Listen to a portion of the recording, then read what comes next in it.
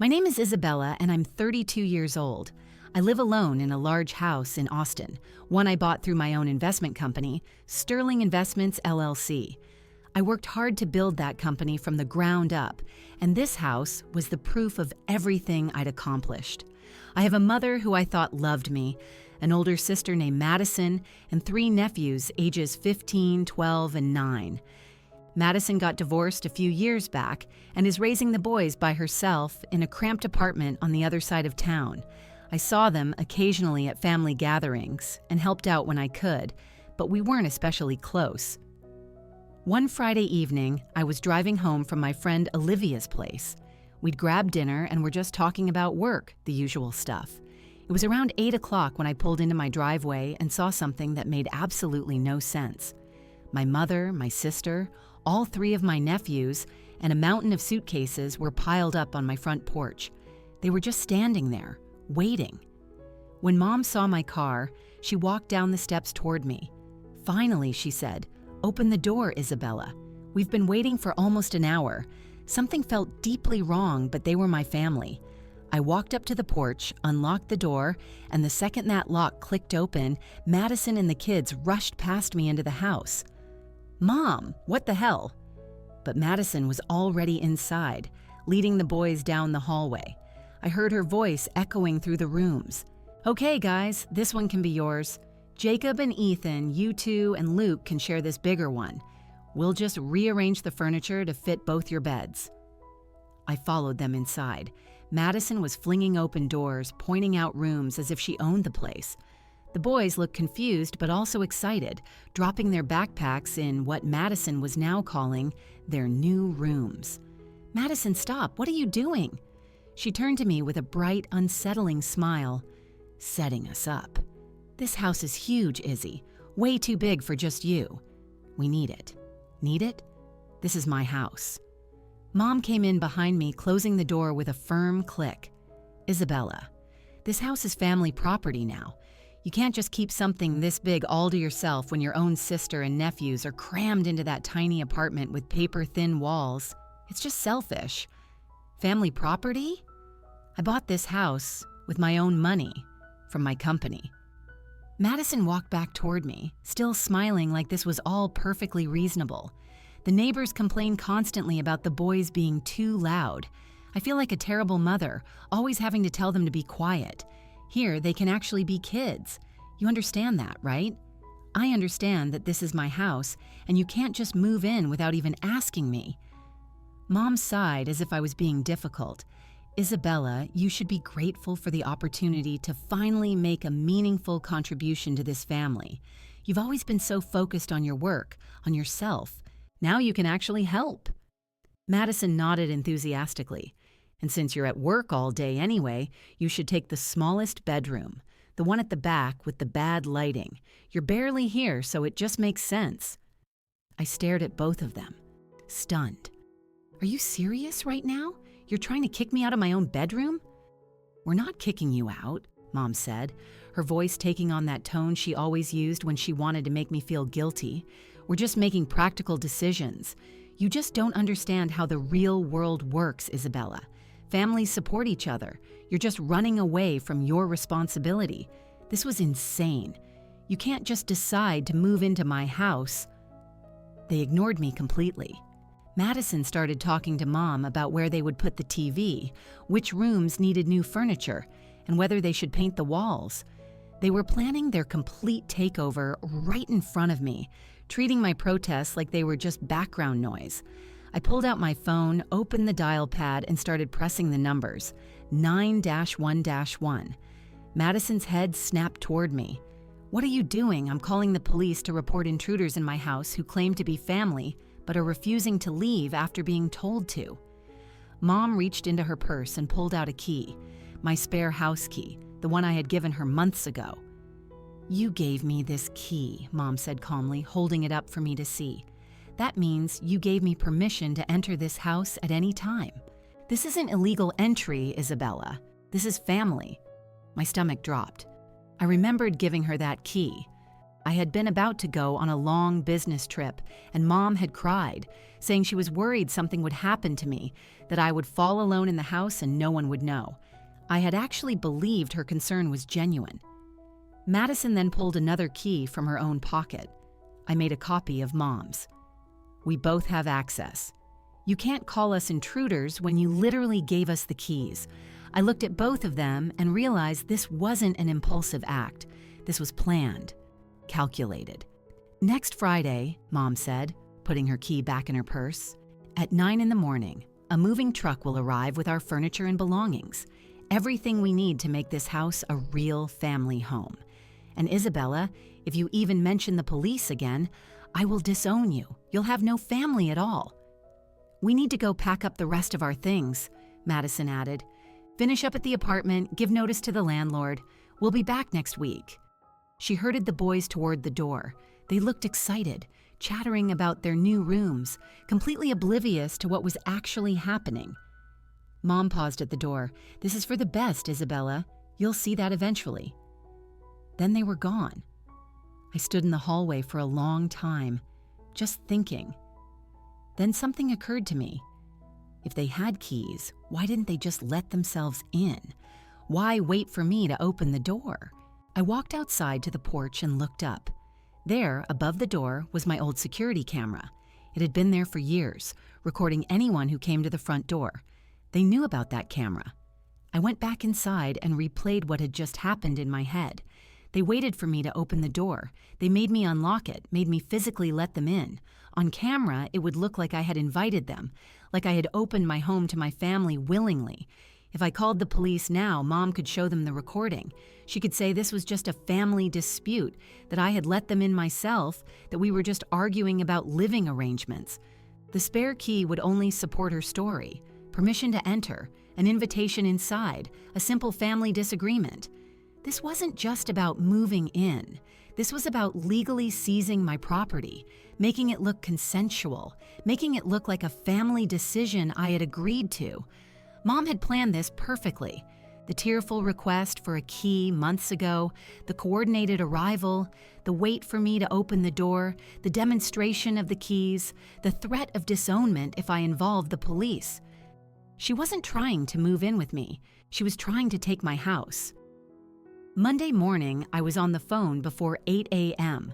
The first call went to the best 24-hour locksmith in Austin, a guy named Mr. Johnson, who had 5-star reviews across the board. I need every single lock in my house changed as soon as possible, and I need the best locks you have. Not the standard stuff, the best. The second call went to Apex Security. I had a corporate contract with them through my investment company, so they knew who I was. I need a complete security system installed, top tier, everything you've got. It has to be an emergency installation. We'll make it happen, they said. Mr. Johnson showed up right on schedule. He was an older guy, completely professional, and didn't ask any questions he didn't need the answers to. He spent 3 hours on that front door alone, installing a completely keyless system with a military-grade numeric keypad. The old brass doorknob and keyhole were gone, replaced by a seamless metal panel with a faint blue-white glow from the keypad in the center. Then he moved to the back door and all the windows, replacing every single lock with special mechanisms that he said couldn't be picked or forced open. These are the same locks they use in high-security government buildings, he told me. You're safer in here than most people are in a bank vault. The Apex security team arrived at 2 in the afternoon, 4 technicians with cases of equipment, moving through my house like a well-trained unit. They installed cameras everywhere, inside, outside, covering every possible angle. High-performance cameras with automatic motion tracking, all the footage uploaded directly to secure cloud storage that I could access from my phone 24 hours a day. These cameras record sound too, the lead technician explained. Your old camera was video only. These will capture everything. They installed sensors on every door and every window. The technician showed me how they worked. If anyone tries to open a door or window without disarming the system first, a siren goes off loud enough to wake the dead, and it automatically calls the police. They'll have units here in minutes. By Wednesday morning, my house was a fortress, but I needed legal backup too. I met with Mr. Mitchell, my lawyer. I had used him for all legal matters since I founded my company, and I trusted him completely. I told him everything: the arrival on Friday, the spare keys, the planned moving truck, Mom's threat of disownment. Mitchell leaned back in his chair, his fingers steepled. "This isn't a simple family dispute, Isabella. This is malicious invasion and coercion. They used your kindness and guilt to deliberately attempt to seize your property. Can they actually do this legally? Not if you handle it correctly. First, record every conversation from here on out, every phone call, every interaction. Second, gather all official documents proving you own that property outright through your company. Third, the moment they show up on Friday, you call the police. No hesitation, no second chances. You call immediately. They'll say it's just family drama, which is why you need the documentation, corporate registration, property records, everything notarized and official. I'll prepare a full packet for you by Thursday." Thursday afternoon, Mitchell's office called. The documents were ready. I picked them up personally. Notarized, stamped official property records, the corporate registration for Sterling Investments, LLC, everything showing that the house belonged to me and my company, with no other parties having any claim to it whatsoever. I also called the Neighborhood Homeowners Association and spoke to Michael, their security officer. I explained the situation, gave him Mom's and Madison's names and descriptions, and registered them as unwanted persons attempting to trespass on my property. "If they show up on Friday, call me immediately," Michael said. "I'll be there to document everything." Friday morning came. I sat in my living room at 8:45 a.m., watching the surveillance camera feeds on my large wall-mounted monitor. Multiple angles of my front yard, the driveway, the porch, all in crystal clear high definition. At 8:52, a huge U-Haul truck turned onto my street. Behind it was Madison's car. Both vehicles parked right in front of my house. Mom and Madison got out of Madison's car. They both looked confident, smiling at each other like they had already won. Two movers in work uniforms climbed out of the truck and stood by, waiting for instructions.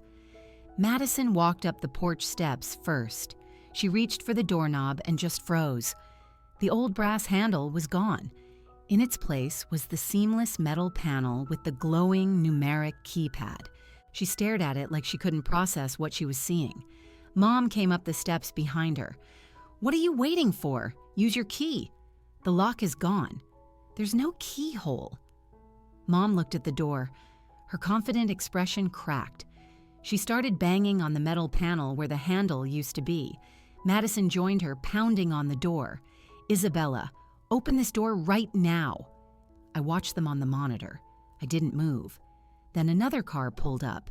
Michael from the HOA got out, holding a tablet. He walked calmly up the porch steps. "Is there a problem here?" Mom turned on him. "My daughter locked us out for no reason.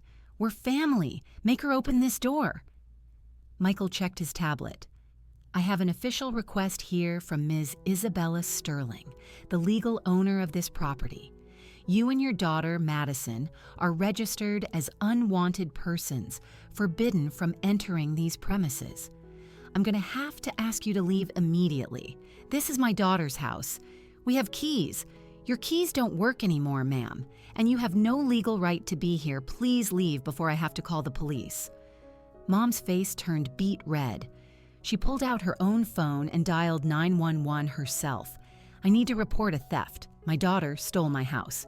I almost laughed watching that. The audacity was just incredible. 5 minutes later, a police car arrived. 2 officers got out. Mom ran to them and dropped to her knees on the lawn, sobbing dramatically. "Officers, please help us. My daughter kicked us out. She changed the locks. My grandchildren will be home from school soon with nowhere to go." Madison stood next to her, hugging herself and crying, acting as if invisible children were clinging to her legs. I watched them perform for another 30 seconds. Then I picked up the remote control, unlocked the digital lock from inside, and opened my front door. It was time to end this. I stepped out onto the porch. Both officers turned to look at me. "Good morning, officers. I'm Isabella Sterling, the legal owner of this property." The senior officer, a woman in her 40s with sharp, intelligent eyes, nodded. "Ma'am, we received a call about a dispute over property ownership." I handed her the folder Mitchell had prepared. These are the official documents. Property records, corporate registration for Sterling Investments LLC, all notarized and stamped. This house belongs to my company. I am the sole owner. She opened the folder and studied the documents carefully, flipping through each page, checking the notary stamps and the official seals. Her partner looked over her shoulder, reading along. After a few minutes, she looked up at my mother. "Ma'am, according to these legally certified documents, you have no rights to this property. This house belongs to Ms. Sterling and her company, but she's my daughter. We're family. That doesn't give you a legal claim to her property." The officer's voice was firm. Attempting to move into someone's home against their will, even a family member's home, constitutes criminal trespassing under Texas law. It's a serious offense. She gave us keys. We have permission. "I revoked that permission," I said calmly, "and I changed the locks. You no longer have access to my home." The officer turned back to Mom. "You need to pack up that truck and leave now. If you refuse, we'll have no choice but to arrest you for attempted trespassing and harassment."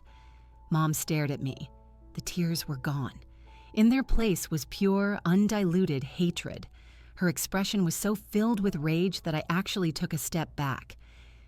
"You'll regret this," she said quietly, her voice low and venomous. "You'll die alone, Isabella, completely alone." She stood up, brushed the grass off her knees, and walked to Madison's car without another word. Madison scrambled to grab the few bags they had set on the ground, threw them in the car, and hurried after her. The movers didn't need to be told twice. They climbed back in the truck, started the engine, and drove away. Madison's car followed right behind them. The officer stayed for another few minutes, making notes.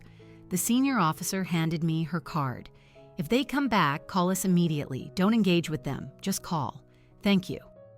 Michael from the HOA gave me a nod. I documented everything. "If you need my statement for anything, just let me know." After they all left, I went back inside. The house was quiet, safe, and still mine. A few days later, I was in Mitchell's office again, this time to sign an official application for a restraining order against both my mother and Madison. Given their attempt to unlawfully occupy your property and their behavior when confronted by the police, a judge will almost certainly approve this, Mitchell said. The order was officially approved 3 days later. That's when my phone exploded. Voicemails from Mom, hysterical screaming, then plaintive sobbing.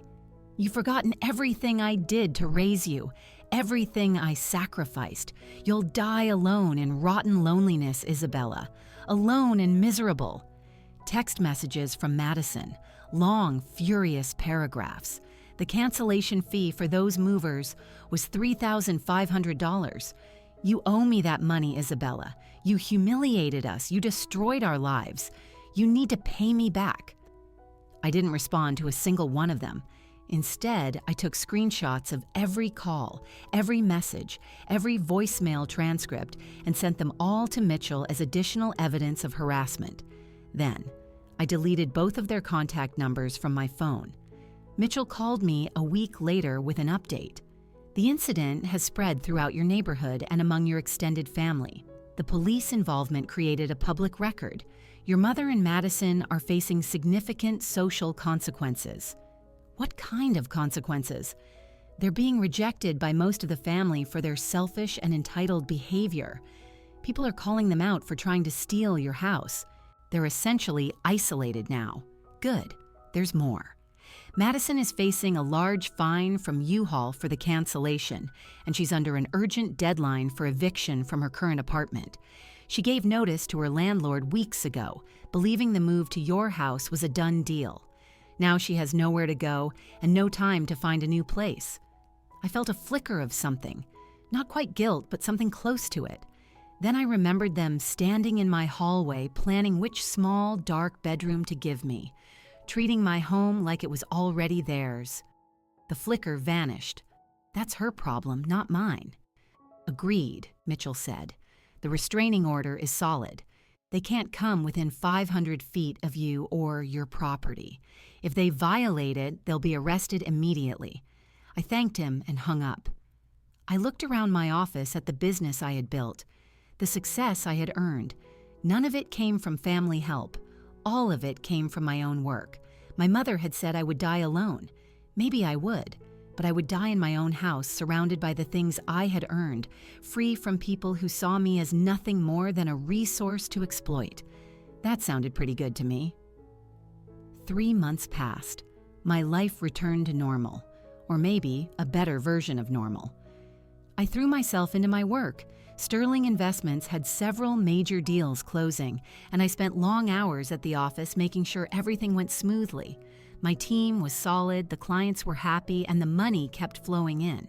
Success felt even sweeter, knowing I had protected what I'd built. Olivia came over for dinner one Friday night. We sat in my kitchen drinking wine, and she asked the question I knew was coming. Have you heard from them at all? No, the restraining order is still active. They can't contact me. But have they tried? I shrugged. Mitchell told me Madison attempted to send a letter through a mutual cousin. The cousin refused to be the middleman. Smart choice on their part. What did the letter say? I don't know. I told our cousin to just throw it away without reading it to me. I don't care what Madison has to say. Olivia refilled her wine glass. I heard your mom is telling people you stole her retirement plan. She never had a retirement plan. She had a scheme to take my house.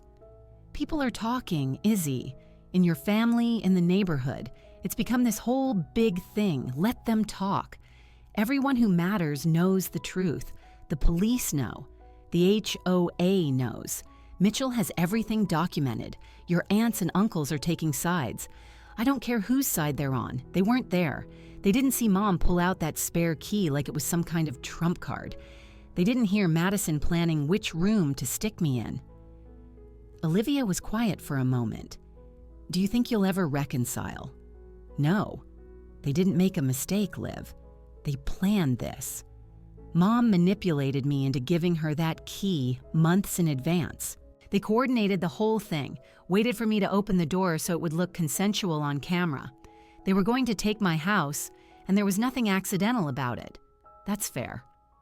I just wanted to make sure you were okay with it. I'm more than okay. I'm relieved. I spent 32 years trying to be a good daughter, a good sister, trying to contribute to the family, and the moment I had something valuable, they tried to take it. That tells me everything I need to know about who they really are. A week later, I ran into one of my cousins at the grocery store, Rachel, from my dad's side of the family. She'd always been decent to me, never one for the drama. Isabella. Hey, I've been meaning to call you. Hey, Rachel, what's up? She glanced around as if she didn't want anyone to overhear. Your mom and Madison are in really bad shape, financially. Did you know? I know about the U-Haul fine and Madison's eviction. It's worse than that now. Madison couldn't find an apartment in time. She had to move in with your mom temporarily. But your mom's place is tiny. Barely enough room for 2 people. And now there are 5 of them crammed in there. I felt nothing hearing that. No sympathy, no guilt, just a mild, detached interest in the karma of it all. The boys are miserable, Rachel continued. 3 teenagers in a 2-bedroom apartment with thin walls. The neighbors are complaining even more than they did at Madison's old place. That's unfortunate for them. Rachel looked at me carefully. You really don't care, do you? They tried to steal my house, Rachel. They had a moving truck ready to go. If I hadn't changed those locks, they would be living in my home right now, and I'd be the one crammed into the smallest room. So no, I don't care that their plan backfired. She nodded slowly. I get it.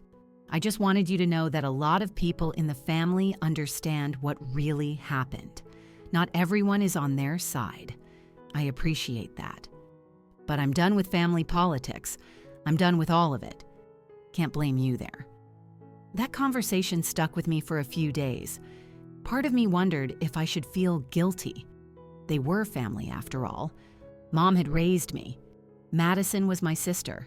But then I remembered that look of pure hatred on Mom's face when the police made them leave. The venom in her voice when she said I would die alone. The absolute entitlement in Madison's texts demanding I pay her cancellation fees. They had never seen me as a person, just as a resource, someone who had something they wanted. I thought about those nephews too, the 3 boys I barely knew. They were innocent in all of this, but they weren't my responsibility. Their mother had made choices that led to their current situation. I couldn't fix that, and I wouldn't let guilt manipulate me into trying. Last month, Mitchell called with one final update. The restraining order expires in 6 months. You'll need to decide if you want to renew it or let it lapse. Renew it. You're sure? It's been almost a year. Sometimes family situations cool down over time. Renew it, Mitchell. For another 2 years, if possible. I'll file the paperwork. I hung up and looked around my home office. The house was quiet except for the soft hum of my computer. Sunlight streamed through the windows. Everything was exactly where I wanted it to be. No one was going to take this from me. Not my mother, not my sister, not anyone. I had built this life myself. I had earned every square foot of this house, every dollar in my bank account, every success my company achieved. And I had protected it when it mattered most. Some people might think I'm cold for cutting off my family. They might say I should forgive, should give second chances, should remember that blood is thicker than water. But those people didn't watch their mother pull out a spare key like it was a weapon. They didn't hear their sister casually plan to demote them to the worst room in their own house. They didn't see the hatred in their mother's eyes when their scheme failed. I knew exactly who they were now, and I was completely fine with them staying out of my life forever. End of story.